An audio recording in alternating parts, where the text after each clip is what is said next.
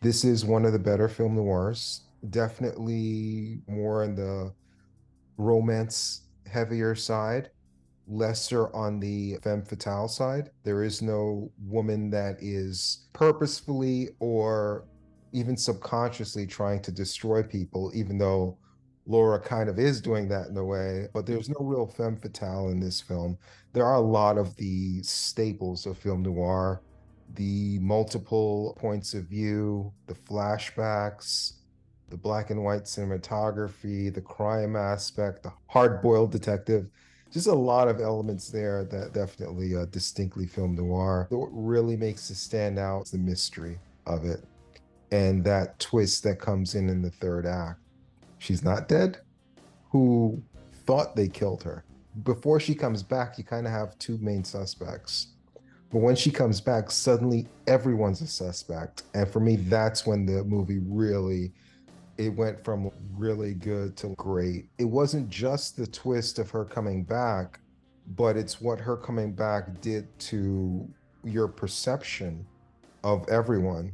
Because now that you know she wasn't killed, but the model was killed, now suddenly even she's a suspect. For me, that's what really elevates this film a lot. My only detraction, which we'll get into later, is I didn't love the ending, but this is pretty much an auteur film from Otto Preminger, so it was his intention that this was the ending. I didn't love the ending, but it didn't affect my enjoyment of it because they made these characters so three-dimensional in a kind of a way, even though they're like archetypes. Even though you don't agree with their actions, you're more accepting of their actions if they feel like real people, as opposed to if they feel like they're just functions for the story itself. Maybe that character has bad decision-making process.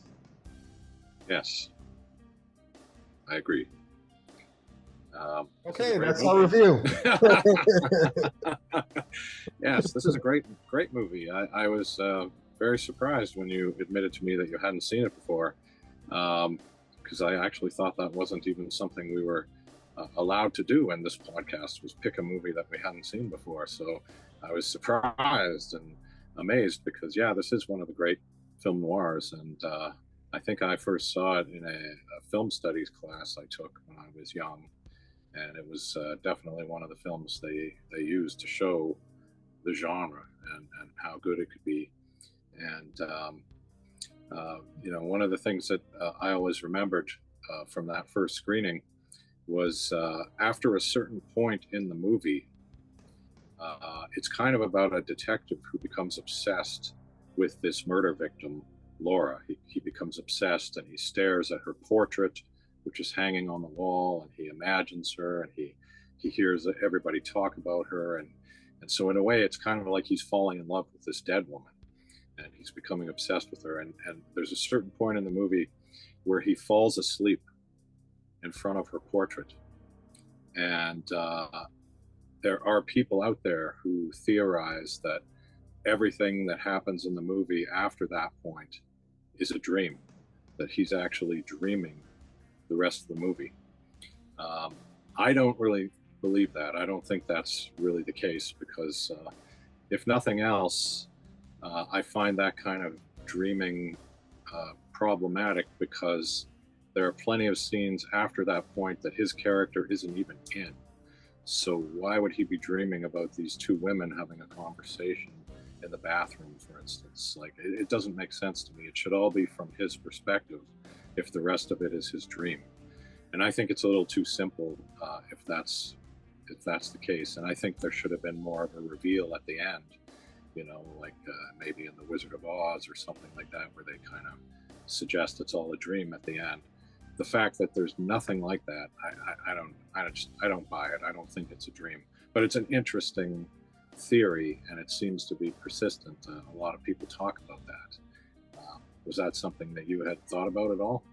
No, I could see why people would say that because the ending favors him in such a strong way. I thought he was a creep. I thought he was really creepy. And for him to end up with her is just kind of odd.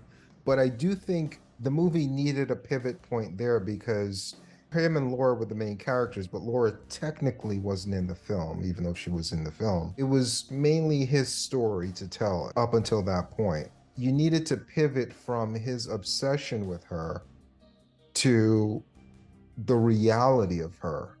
And for the story to progress, you needed a pivot point. And that was that pivot point, and it ends with the furthest that story can go, being in love with her, staring at her picture, and passing out drunk in her apartment. Aside from him digging up the body and we're going to see necrophilia, where else could that story go? So that part of the movie kind of ended where the only place it could end. He's in a drunken stupor, reading her letters, reading her diary in her apartment. Once you take it, the story and the character as far as it can go, if his character is going to still be in the movie, we need another direction for him to go in. And that other direction is now the reality of Laura. How would she feel about him now that she's real? Before, she was just a fantasy, a dead girl. I can see why people would say that, but for those reasons, I don't agree with that theory. Yeah, yeah, I think it's interesting, but yeah, I agree. I don't think it's. I don't think it could be a dream, and it's a perfect point too for him to, because he has kind of reached the end there, as you say. He's kind of drinking. He's doing things he shouldn't be doing. He's hanging out in her apartment, and yeah, it's just yeah. Where's it going to go from there? Yeah. You know, As so much it's a as everyone would look at the movie and look at Waldo Lydecker as the creep, Waldo called him out on it. This isn't what a cop does. I'll take my things. You can take the painting of her. Like, why is he bidding on a painting of this dead girl? What's reading the letters in the diary really going to do for him? And buying her painting, like, how is that professional on any level? I think there's a lot of sexual deviancy in this film. Of course, it has to be underneath the surface because of the time of when it was made. But you have Lydecker, when we're introduced to him, he's naked in his tub with this strange man in his apartment that he's never seen before. And he's just saying, hey, like, toss me that little towel to cover. Like, what's that towel going to cover? It was like a hand towel he tossed him. And then he gave yeah, him his robe, and the camera pans away, but clearly he's standing up naked in front of the detective who is looking at him. I haven't read up on the actor. I don't know if the actor is straight or not, but he certainly comes off as a gay man, the actor himself. And I think he plays the character that way. I don't think it's by accident we would question his sexuality in the movie. I thought his performance stole the show. Like he was very good. Clifton Webb. I think he got an Oscar yes, nomination as well, well-deserved Oscar nomination. I think he came from the stage and this was one of his first screen roles. He had this relationship with Laura, but it didn't seem sexual in any way. All of the sexual tension came from when other men entered the relationship. So is this like his repressed homosexuality, like letting itself out? Because all he talks about is how ruggedly handsome these men are. Dude, you like you got issues, man. Let it out, man. Just like, go to a bathhouse and do your thing. But it's almost like a Pygmalion or a My Fair Lady kind of thing, where he kind of created Laura. He found her when she was kind of nothing, and it's through him, and he gave her all of her, in a way, her taste and her style, and he told her how to dress. He introduced her to the right people. So in a way, it's like he's fallen in love with the statue that he created, or the painting that he created, or in this case, the woman that he created. But he's it's almost he's in love with his own creation or something. I don't think he's in love with her, man. I still stick with like he's in love with the guys. I think maybe he would have been happy if she would have picked the right guy. I don't know if the right guy was him, but I think, like you said, he created her like a My Fair Lady type situation.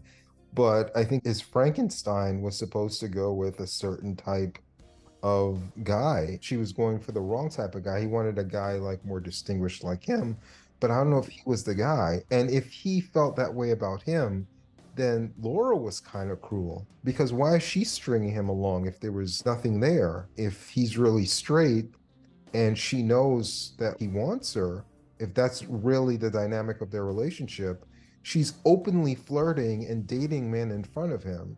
And then she calls him out and say, like, you're the problem. You keep being mad that I'm with other guys. To me, that's like you come home and your wife says, I'm tired of you impeding on my dating life. You know, it's like, wait a minute, I'm your husband.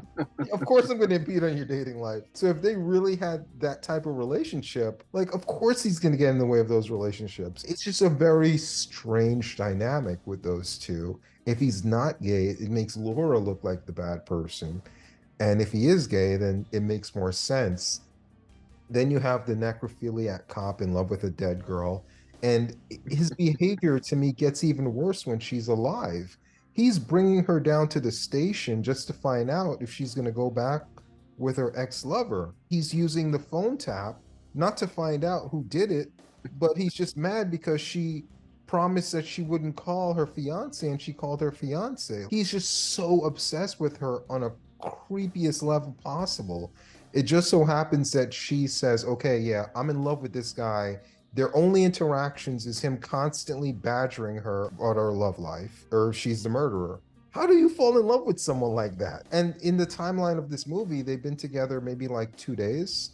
And in those 2 days, twice he accused her of murder. He accused her fiance of murder. He badgers her about her love life. What in their interactions, in their very, very brief interactions, would make her fall in love with him? It just doesn't make any sense. It's just a lot of creepiness all the way around. And you have Anne Tridwell, played by Judith Anderson, great actress. Her relationship with Shelby Carpenter, the Vincent Price character, she openly admits, yeah, like, yeah, I'm older, like, I'm not that attractive, but I have money. And I accept the fact that he's going to sleep with other women, but he's going to come back to me because I have the money. And I can't have the version of him that I want, but I'll take whatever I can get, And I've known people like that. They know that the person they're with wouldn't be with them if they didn't have something that they wanted. And the thing that they want isn't you, it's something you possess, which is usually money. Sometimes it's other things. Sometimes it's holding their career over their head, like a Weinstein type situation. You have something that that person wants, and you're going to hold it over their head, and you're going to use that to get affection from them, when you can, and you're okay with that compromise type of relationship. And then you have Shelby, of course, the socialite who's just marrying into money, prefers someone attractive, but he's still sleeping around doing his thing. I just think all the way around, all these characters are just like a bunch of sexual deviants. Yeah, and you're right. There are lots of people like that in real life, and I would say that I've also known people who've kind of been in that situation where they are the sort of nerdy best friend of a beautiful woman, a man who's not very cool, not very good looking, but he hangs out with this woman. She really likes him as a friend. She talks to him on the phone all the time, but meanwhile she dates good looking guys who aren't so smart, and she sort of gets her intellectual needs by talking to her friend, but then still wants to go off with these better looking men. So it could be a little bit of that dynamic there with Lydecker, that he is kind of the intellectual, the intelligent person that she likes to talk to, but she's attracted to these good looking, muscular men or whatever they are, the cop, who you're right, they don't know each other very long. And what would she have to go on except maybe his looks, right? That's maybe all she But would he's go really on. that much better looking than Vincent Price, a guy who she's already engaged to? Well, that's a good question. I don't know. Yeah, that's a That's good for a woman question. to answer, but uh, Yeah. but I mean, I don't know. I think the fact that there was never any conversation establishing, hey, Waldo, we're only friends. That was never said. We don't know the dynamic of their relationship, No, which no, we makes it don't. more intriguing. Sometimes Yeah, less is more, and not explaining their relationships fully adds a lot more intrigue to this movie. yeah, absolutely. And I have to say, I love Clifton Webb as Waldo Lydecker. I love that character. I love his performance. And in a way, it's a bit reminiscent of George Sanders in All About Eve, this kind of intellectual character who's kind of a celebrity, right? Waldo was on the And they're radio, and both like journalists too, right? yeah, yeah, they're writers. Which was a They're, lot more of a big deal in those times before yeah, TV and the internet and things like that. It was journalists had a lot more power. exactly. And these guys are both wielding their power in a way. to kind of get what they want. They're kind of using their position of power, and so there's a certain similarity there between those characters. And what's interesting is that they apparently did a remake of Laura for TV at some point, and George Sanders actually played the Waldo Lydecker character. Hmm. So that's an interesting connection, because I immediately thought of him when this character just reminded me in a way of the character in All About Eve. But mainly just that I love them both. I just enjoy listening to them. They say things that are clever and interesting, and maybe just a little bit offensive at times.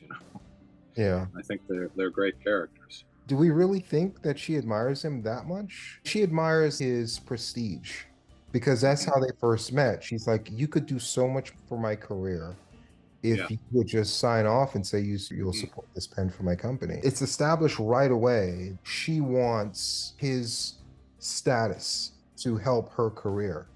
And then he even says in the montage, that's exactly what he did. She was very forthright. She's like, hey, you're who you are, and you signing off on this pen is going to really help my career.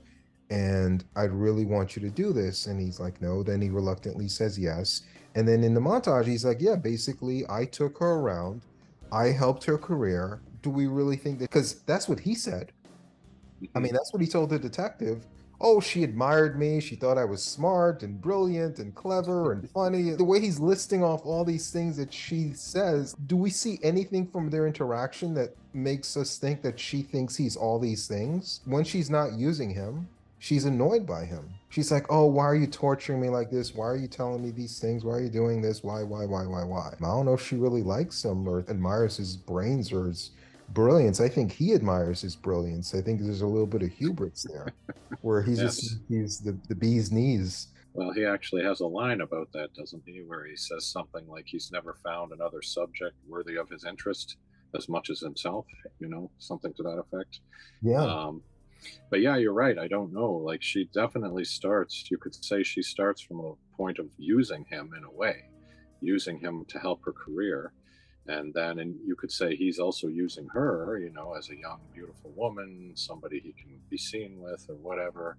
Um, so yeah, at what point do they stop using each other and start being real friends? I don't know. Did they ever? It's a good question. I don't know. I don't know if we saw a genuine moment between them. He's grooming Yeah. her to be the socialite. She's using him to move up the ladder. We see the jealousy where someone else comes in on his territory, and we don't know if it's for a sexual reason that he's jealous, of her. Hmm. You also have Vincent Price. So Vincent Price had an interesting career. He started off kind of like a leading man. There's only so far you're going to get as a leading man because you're the Hmm. star in a movie. Like, how many movies are going to say, I'm going to forego Cary Grant, which just seems to be a staple of every podcast. That's right. Clark Gable and Gary Cooper, and I'm going to forego all these other people, and I'm going to have Vincent Price be the lead actor in a movie I'm going to open to make a bunch of money. It's only so far you're going to go in that era because there were a lot of great leading men back then. So his career didn't really go too far from that aspect. But he did start off in stage, went into movies because he's tall, handsome, leading man. Then he became more of a character actor. He got a lot of supporting parts, and this is one of them. Before he finally established himself, when he started to get to middle age, where he started to get into those horror movies, American International, those type of movies where he really became a household name. Then he went Yeah. into comedies and TV and commercials and stuff like that and became more of like a social icon.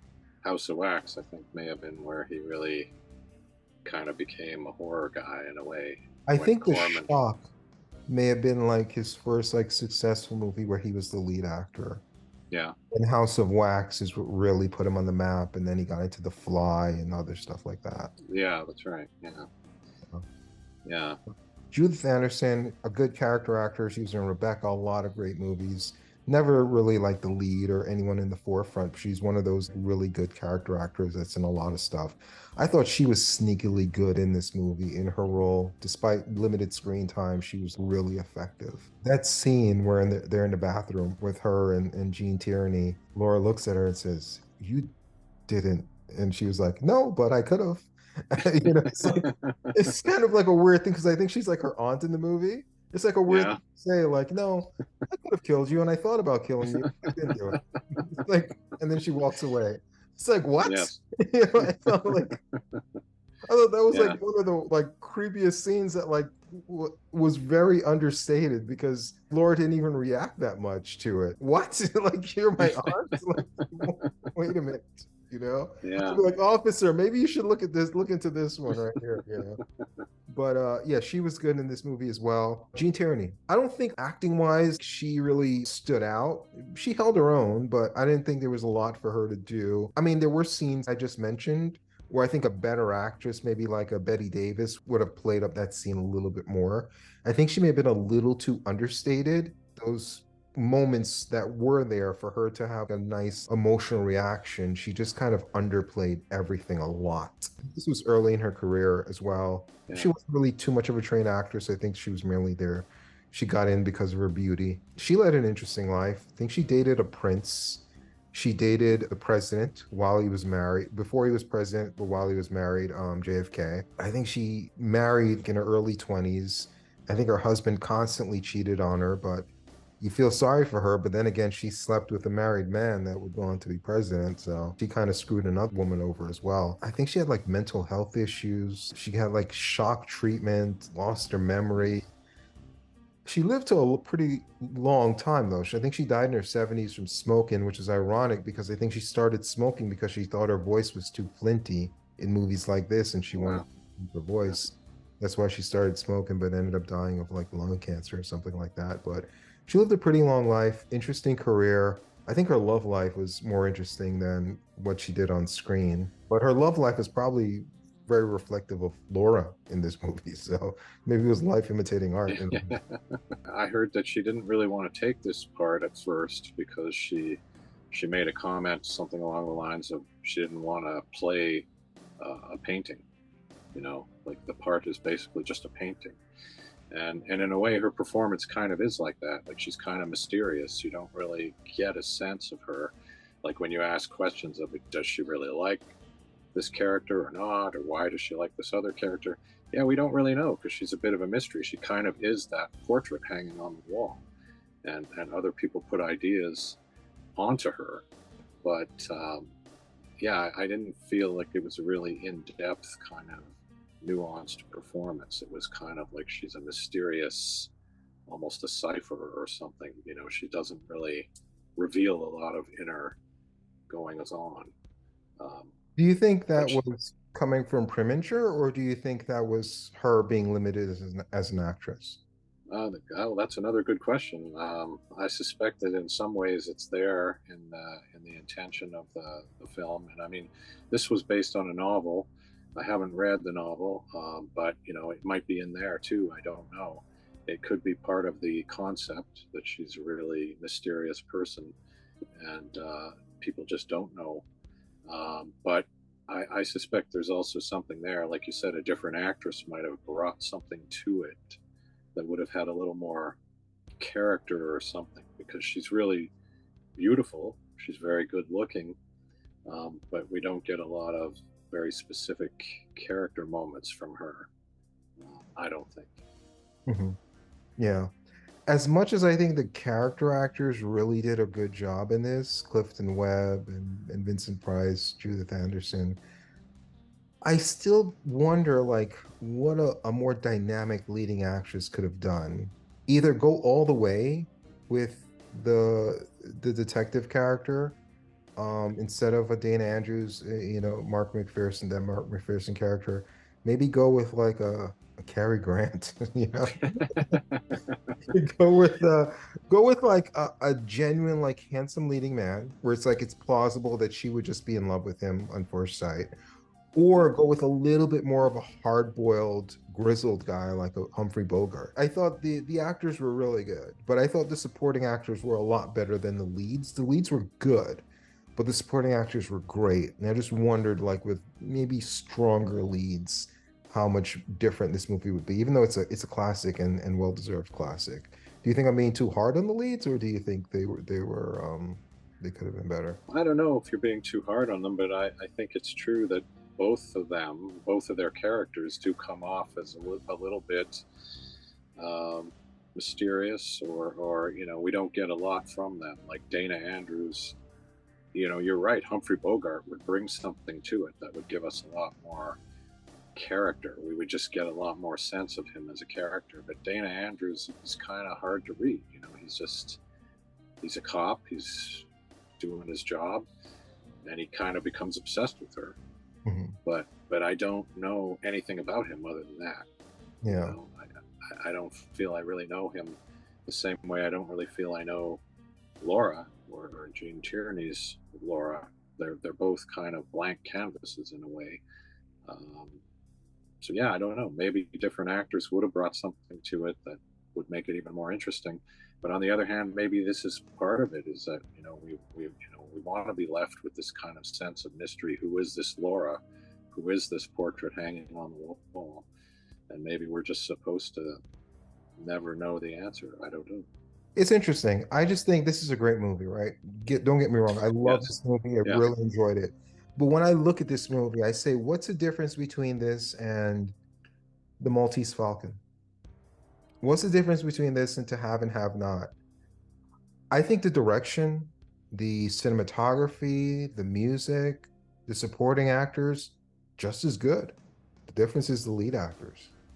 I think that this is a great movie, but the only thing separating this from like an all-time great movie is the leads. The leads are this is like a B movie. I think this was put together as like maybe a B movie. Maybe it was an A, but I think it had the makings of just an all-time classic, one of the top film noirs ever made. It was just like the leads, they were good, and they were probably good for what the intention of the movie was. But it was just like, wait a minute, Otto Preminger's this might be his best movie ever, and he's already a great director. Vincent Price, this guy's pretty good. He may be a star. It's like, wait a minute, Clifton Webb, well, this guy's really good. He got an Oscar nomination. Judith Anderson, we already know she's good. It's like, wait a minute, we got something here, It's like, and it's like, oh man, we're stuck with these leads. It's kind of, yeah. Again, I'm not But knocking the leads. I thought they were good, but I just think everything else yeah, was great. yeah. Well, I don't think I've ever thought to myself, I want to watch a Dana Andrews movie. Like, I don't even know what that would be. Like, I can't picture Dana Andrews as a category of movie. Humphrey Bogart, yes. James Cagney, yes. You kind of know what you're going to see. But Dana Andrews, I've never thought I'm in the mood for a Dana Andrews movie. Yeah. And really, same thing with Gene Tierney. I don't think I've ever thought that about her. So I'll get into more of the positives. I thought the direction was great. The cinematography and the direction, because it's hard to mention one without the other, because the shot composition comes from Preminger, and then the cinematography is executing that shot composition. But I thought the way the film was shot really played into the themes of the movie. And that's what I love. You can have a beautifully shot movie and then a well-written, well-directed movie, but they don't always intertwine. And sometimes when they intertwine because they're both separately great. But to me, this is one of those movies where it's like, it's not just that they're both great, but that they both elevate each other, in that this movie at the heart is a mystery, and it's an objective story where it's just like, wait a minute. Eventually, they tell you who's the good guy and who's the bad guy and who she's really in love with. But for 90% of the movie, they don't tell you that. It just all comes rushing in at the end, because you're talking about one of these are the old Hollywood movies that have the old formula where there's really no third act.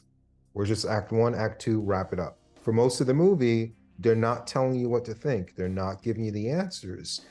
And the cinematography plays into that because it's an objective camera. There's not a lot of POVs. There's not a lot of close-ups. There's not a lot of cuts. The camera's roaming. It comes in, it comes out. A lot of two shots, a lot of wide shots, but it's not cutting in between twos and wides. It's just zooming in, pulling out, panning across, panning across. And it's just letting you observe everything, and it's your call. a lot of times where you're doing a lot of these cuts, it's the director telling you what to think. Oh, here's a close up. You got to pay attention to that. Here's a wide shot. Take everything in because, there's going to be something here you need to pay attention to. He doesn't do any of that. It's just like, you decide what you want to do. I'm going to follow these characters. I'm gonna follow them around. They're gonna do their performances. A lot of times you're not gonna get a single character in a shot. You're gonna get mostly two people. And it's up to you to decide what you want. And I think that really elevated the mystery of the movie because you didn't know what character to really believe in or to not believe in. And I think the very few times that he did go close up, I think it kind of backfired. We already know he's in love with a dead girl. We didn't need a close up for you to tell us that he's in love with the dead girl. I even think the very few close-ups they did, they didn't even need them. Well, I think one thing that should be mentioned is the music, particularly the theme, Laura's theme, which was so popular. And apparently, at first, Otto Preminger wanted to use an old song. He didn't want to have new music written. He was going to use an old song. And the composer said, no, that's a terrible idea. And so I think Preminger gave him a few days to come up with something, and he came up with the iconic theme, which we all know now as the theme from Laura. And it was so popular, people wrote in and they said, hey, is there a recording of this? We really want one. And so they actually, Johnny Mercer, the songwriter, he wrote lyrics for it. And it actually became a hit song, and it's been recorded by hundreds of people over the years. It's really gone on to become real jazz standards. So that's something that I think is worth noting. And it is a great piece of music, and it's very haunting, and it really works well, I think, in this movie as Laura's theme. So yeah, that's one of the things that always stuck with me as well, was that piece of music. Yeah, evidently he had like a Dear John letter from his first wife in his pocket at the time, and he didn't want to look at it. Legend goes like this song kind of like inspired it, or it was inspired from that, or something to that nature, but that did have some influence in the writing of the music. And the composer was very outspoken too, for a composer, on like how the movie should be played out with the music and where it didn't need music and things like that. So, which is kind of rare, especially in this time where producers and studio heads didn't even listen to directors much as for like a composer to have a voice in the editing room. Yeah, and it's true. He actually wrote less music for the movie than a lot of other composers would have. He felt very strongly that certain scenes didn't need music, and in fact, it would be better for them to not have music. And perhaps that's why the music that's there really stands out so much. It's just it's not in a crowded movie filled with music, so it just kind of makes it all pop all the more. The one weak point of the film, aside from the lead actors, could be better, but that's just a casting decision. From the film itself, is the ending. Didn't really do it for me. I thought irony would have been the best way to end this. There were two endings that I think either would have been better than the ending we got, and they both, again, hinged on irony. And for me, it would have been if Laura ends up being the killer. Who killed Laura? But Laura is the killer. She ends up killing the other woman, and there's motive for it. Here's this other woman in her apartment with her fiance. The other version would be if the detective who's investigating the murder of Laura ends up killing Laura. If she would have just viewed him as the creep that he actually was, then maybe at the end she does go with the fiance, and he's like, how can you go back with him? And instead of that speech she gave to the other character, she would have just gave it to the detective. You're being too aggressive, get away from me, like I don't even know you. This is literally the third time I'm seeing you in my entire life, and all you've ever done is just like badger me on my relationship and accuse me of murder. Why do you think I would be in love with you? And how are you in love with me? You've never seen me before, you fucking creep. Like, you're investigating my murder. Like, what the hell is going on with you? You oddball. And then he just loses it, because we don't know much about him. Like, he could have been this unhinged character, just loses it at the end because we see he's playing with that little game in his hand, that little baseball game, and he says, he uses it for his nerves. Maybe a shot of him like cracking the screen with his hand in anger. That was the only thing holding him together. And he just loses his nerve and he just goes in there, sees her with the fiance and just blasts her. I think that would have been like really ironic. But that's just me. Very Yeah. dark thing. Not the romantic ending that we have, but either of those would have been a lot more interesting and it would have been a lot more ironic and everything would have been pulled together like really well. Well, it's interesting because certainly we do suspect Laura for at least a good portion of the final section of the film. We think, oh, maybe she's guilty, because as you said, once she turns up alive, suddenly, oh, that can explain everything, right? Mhm. And so you do kind of wonder, and that certainly would have been a way to go. And I also kind of expected, in a way, that she would die in the end, because when you've got a character that's supposed to be dead and everybody thinks that they're dead, that would kind of be somehow the final. I don't know if irony is the right word, but just, we expect her to be dead and then she really is dead at the end. Like, Mhm. it's, you think she's still alive. Oh, this is great, but oh no, now she's dead. So I kind of expected it to end that way, that she would wind up dead and it would have a more tragic kind of feel, like she was almost resurrected. She was almost still alive, but Yeah. then she's dead. And So then no one have her. They yeah, all could have been there, like all of the men that wanted her, just standing there with none of them having her. You could have even had the Anne character kill her because, yeah, it could have been that she was just jealous and she kills her. yeah. Her aunt kills her. And that way, none Yeah. of the men are guilty for killing her, but you see all the men that wanted her. Now, none of the men can have her. She goes back to just being that portrait on the wall. She's Exactly. still the portrait. And people are still in love with her, even though she's not a living person anymore.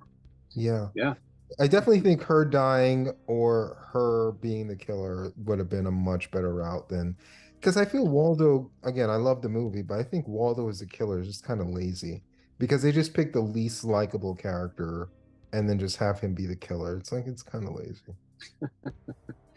well, it's kind of an unusual noir in the sense that it's a fairly happy ending, right? Yeah. The characters kind of wind up okay, other than the killer. But yeah, you kind of expect that it's going to be darker. There's going to be more tragedy, and that more people are going to be unhappy in the end. But in a way, that's kind of good too, because it's different. You kind of expect it's going to happen, and then oh, it didn't happen.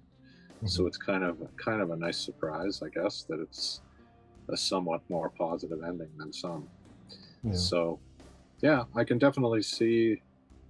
see your points about where it could have gone and maybe should have gone, but at the same time, I like it the way it is. So Mhm. yeah, I just think And it's a great there, great there movie. supposedly were alternate endings, and I think one is where Clifton is still the killer, but she kind of knows and tries to help him get away with it, but then he comes back to kill her anyway.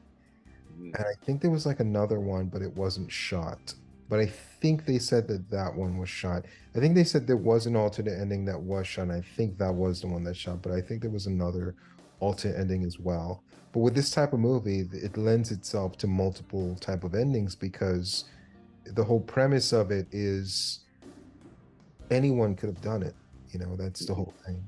Sometimes when a movie has more than one ending, it has no endings because it's Mhm. just bad storytelling. They say good storytelling, you should start with the end and work your way backwards. But to me, that's not always the case, and this movie is the exception because this is an ending I don't like, but I still love the movie. And Mhm. then there were supposedly other alternatives that the producers and director had thought of that they didn't end up going with. So it's like, there are movies that can be great that doesn't fully hinge on exactly how the movie ends. Yeah, totally. I mean, I know I've said it before, and I'll probably say it again, that a lot of movies I find I really love the first half, maybe the first two thirds. And then once we get into the climactic sequence, I start to lose interest because it's just, oh, yeah, okay, it's kind of funneling down to the ending that you expect. and there's not going to be any real surprises. But I really love the beginning of a lot of movies, and sometimes the ending, yeah, I'm not crazy about it, but I still really love the movie.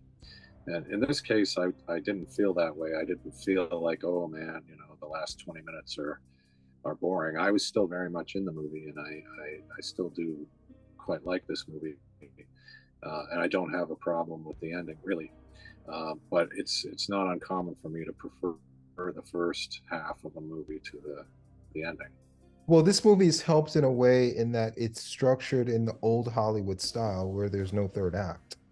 If there was a full third act, you would have had 30 minutes of an ending that may not have satisfied everyone. The fact that the ending, you could take it or leave it, it doesn't hurt when the ending wraps up in like 5 minutes. This was a new structured movie. It wouldn't be under 90 minutes, it would be 2 hours plus, and that ending would have been protracted. And if you didn't like it, you'd have to sit through 30 minutes of an ending that you didn't like as opposed to 5 minutes. So I think that that Yeah, helps as well, is that it wraps up very quickly. So love it or hate it, yeah, have a yeah, lot of time to sit on it, you know? yeah. Oh, it really does. And yeah, you're right. Like in a modern movie, there might be a big chase scene and a big fight scene, Yeah. The and minute then you and then knew who even the after, killer was, the movie kind of ends. But in a modern movie, yeah, after you know who the killer is, you still have that third act to finish.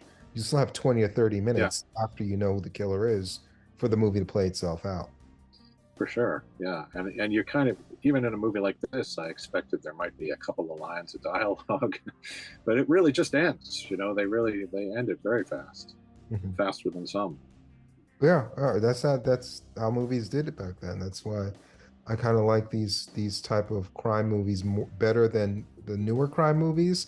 It's not just that they did it better, but it's just that like sometimes once you know what the answer is, you're ready to wrap it up. You're ready to call it a day. All right, mystery's over. Wrap up your movie. It's like you don't necessarily want another 30 minutes of movie once you know who Right? the killer is in a murder mystery, you know? So, yeah. All right, yeah, definitely a high recommend for this one. Yeah, me too. I've seen it 4 or 5 times over the years, and I could probably watch it again tomorrow. It's just one of those movies I find it completely irresistible.